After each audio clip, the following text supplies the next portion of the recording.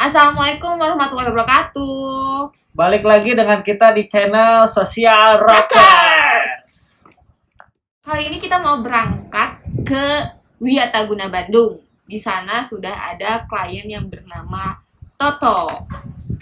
Yes, lebih tepatnya itu adalah Muhammad Tobiin yang bulan September itu kita rekomendasikan untuk mengikuti pelatihan dan rehabilitasi sosial berbasis balai di Wiataguna, rekomendasi dari Dinas Sosial Kota Bandung. Jadi klien kita ini mendapatkan apresiasi dari Wiataguna, juga mendapatkan ranking sehingga dikontrak untuk mengikuti program magang dari 1 Januari sampai 31 Juli di Rumah Bugar. Yaudah yuk gengs, kita ketemu langsung sama Totonya. Kita ngobrol bareng sama Peksos yang menangani Toto. Yuk kita langsung ke Wiataguna.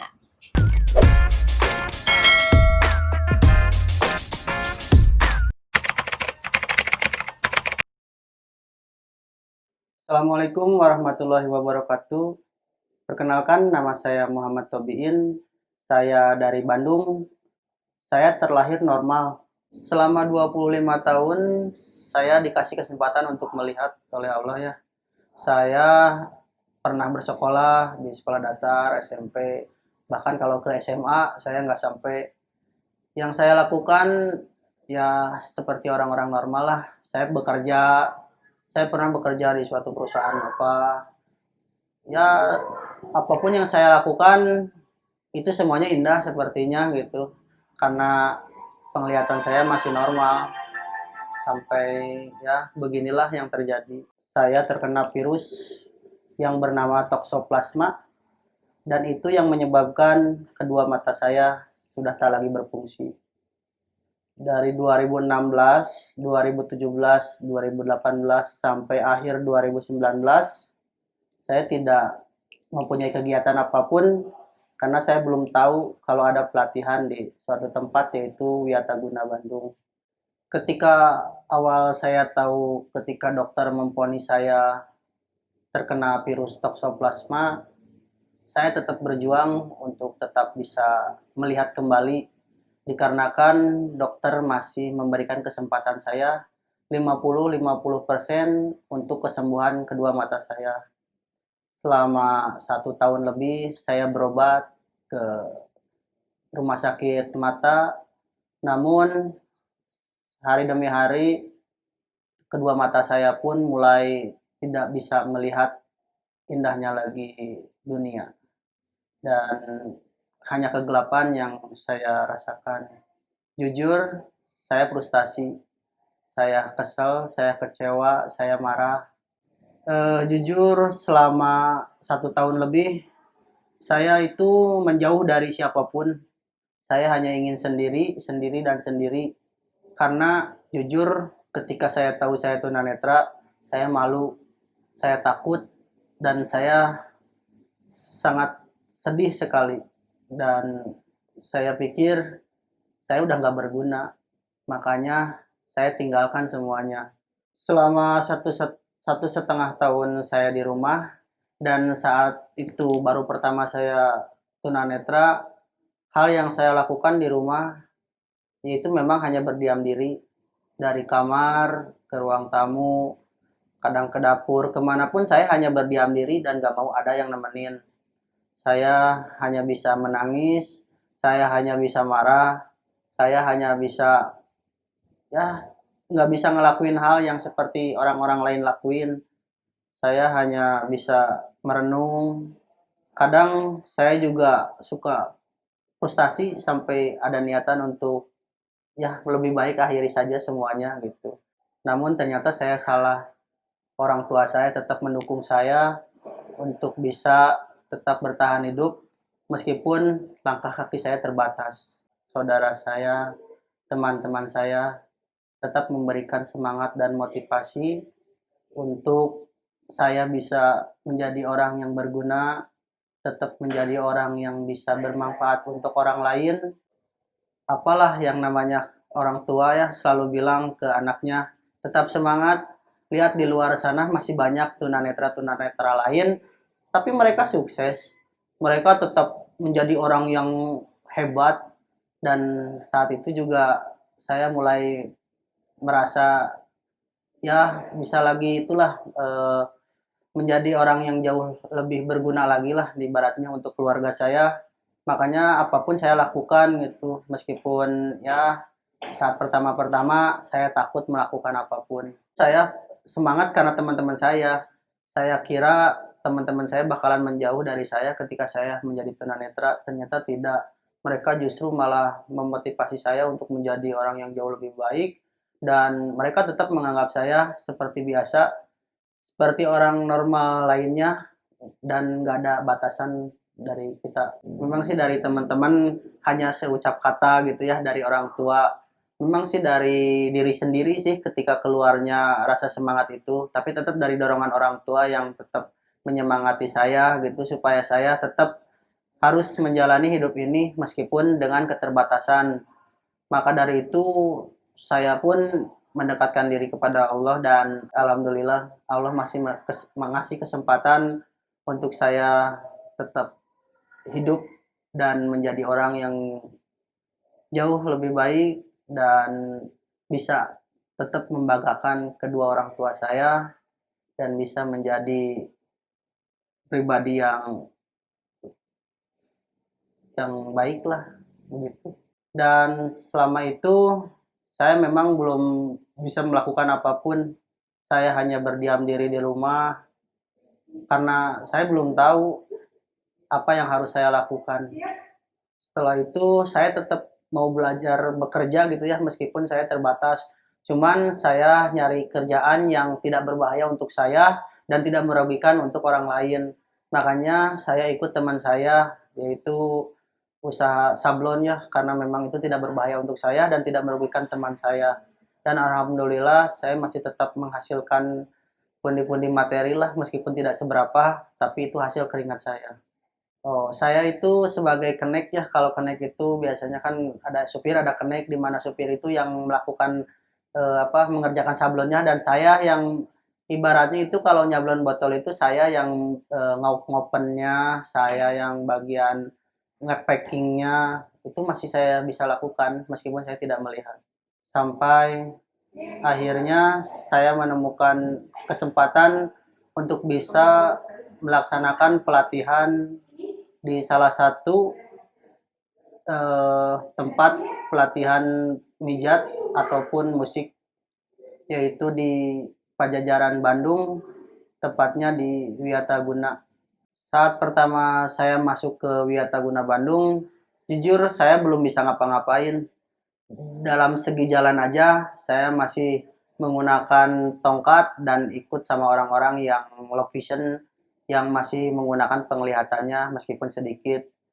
4 bulan saya di Wiataguna Bandung, saya diajarkan oleh guru-guru saya tercinta, yaitu tentang cara menulis huruf Braille, tentang cara menulis huruf Braille Arab. Saya diajarkan OM, orientasi mobilitas, supaya jalan saya bisa lurus, jalan saya bisa aman, nyaman, dan tidak takut untuk melangkah. Ya, saat pertama saya belum mengenal OM, jujur saya kemanapun takut, karena saya takut nyasap, takut jatuh, takut nabrak. Pokoknya dalam hati saya selalu takut, takut, dan takut. Sampai sekarang saya sudah tahu OM, saya kemanapun sekarang bisa sendiri, karena sekarang kan banyak aplikasi yang mudah untuk tunanetra juga ya. Makanya kemanapun insya Allah saya berani sendiri, dan insya Allah saya juga sampailah ke tempat tujuan karena saya sekarang sudah berani. Ya, mental saya jauh lebih kuat, mental saya jauh lebih berani, nggak ada lagi ketakutan, nggak ada lagi perbedaan, karena kita semua sama. Saya juga di sini diajarkan memijat, yaitu mijat massage, dan saya diajarkan selama 4 bulan di sini. Alhamdulillah saya mampu melaksanakan dan mengikuti kegiatan di Wiataguna ini dengan cukup baik, dan alhamdulillah saya juga di sini salah satu penerima ranking dan berkesempatan magang di Wiataguna Bandung untuk menjadi masyer atau terapis di rumah bugar. Ya, jujur di sini saya dapatkan segalanya, bukan hanya dalam segi mijat memijat ataupun dalam huruf-huruf braille kayak gitu. Enggak, di sini saya menemukan sebuah kebahagiaan yang eh, dulu yang tak pernah saya dapatkan ya. Karena ketika saya datang ke sini banyak teman-teman yang luar biasa, yang dari awal saya nggak bisa ngapa-ngapain karena mereka, saya juga bisa pegang HP, saya juga bisa jalan kemanapun tanpa bantuan orang lain, dan saya bisa tertawa meskipun saya tahu langkah saya terbatas. Tapi alhamdulillah semenjak saya di Wiataguna, saya menjadi orang yang ceria, saya menjadi orang yang penuh semangat, dan saya di sini menemukan jati diri saya bahwa kesempatan itu selalu ada dan pasti ada. Saya sih dikasih eh, dana untuk usaha ya. Itu untuk memberi ranjang buat mijit, buat beli kipas angin, pokoknya untuk alat-alat mijit lah supaya saya bisa buka usaha sendiri di rumah atau di daerah saya sendiri. Dan alhamdulillah saya bisa membelikan semuanya dan satu persatu pasien mulai berdatangan.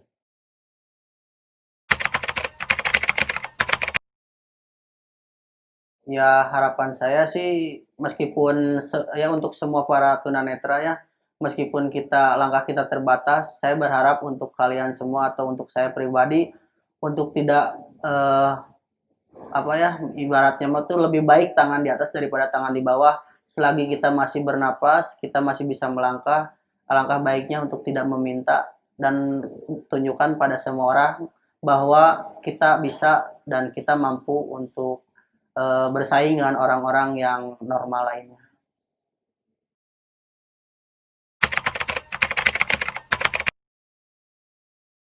Assalamualaikum warahmatullahi wabarakatuh. Saya salah seorang pekerja sosial di Balai Wiataguna. Nama saya Warino.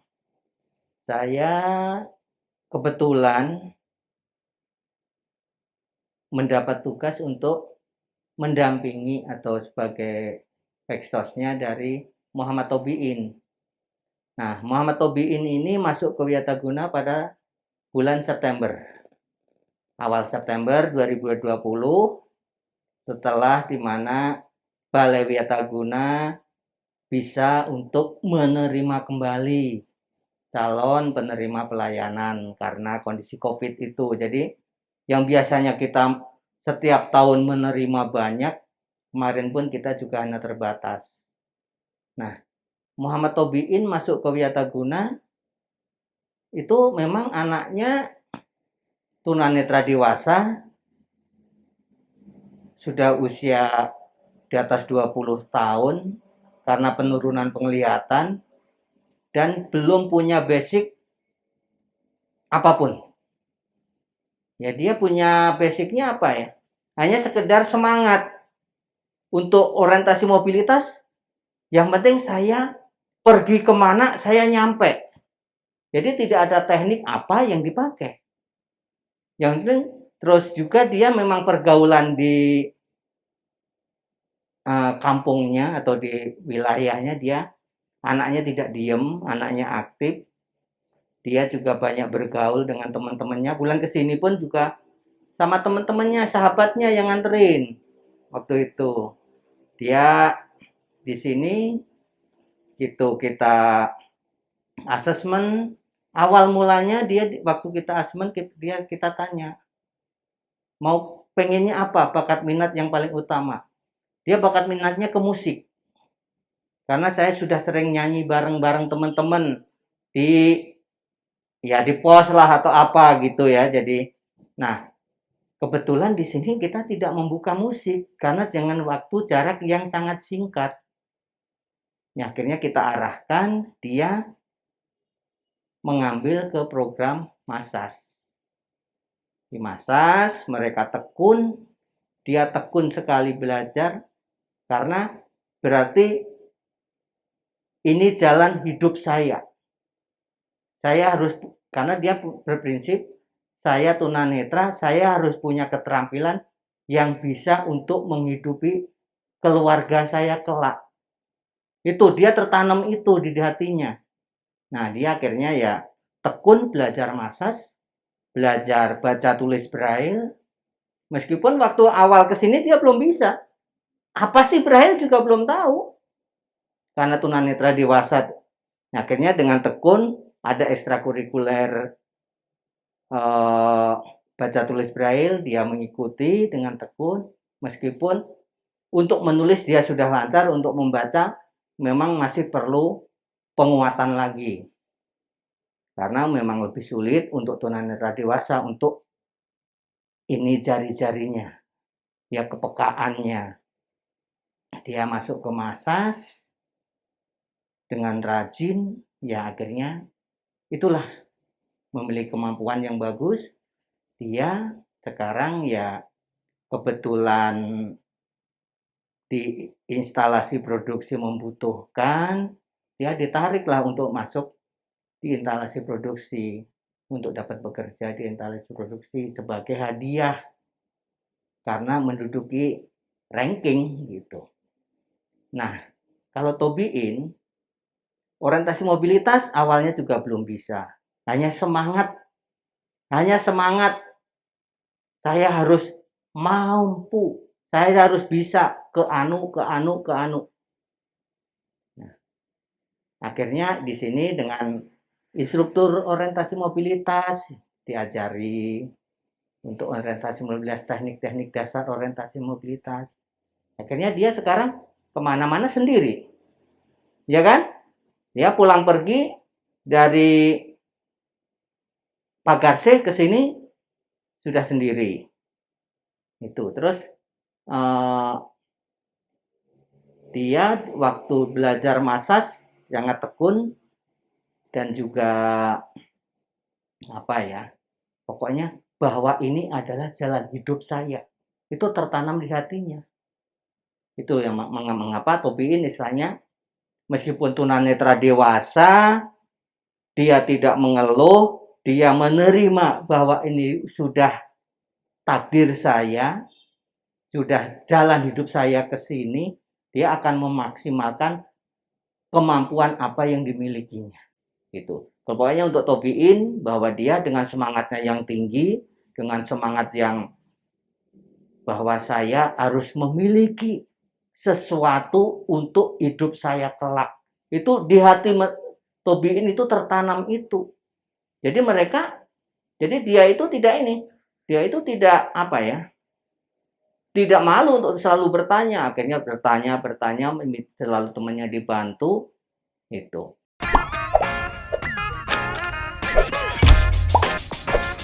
Jangan lupa like, share, subscribe ke channel YouTube Sosial Rocker.